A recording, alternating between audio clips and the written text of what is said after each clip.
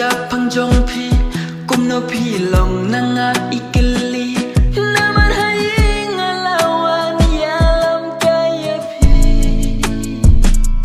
imay Kylli Shaphang Jong phi namar las lem ya phi im yo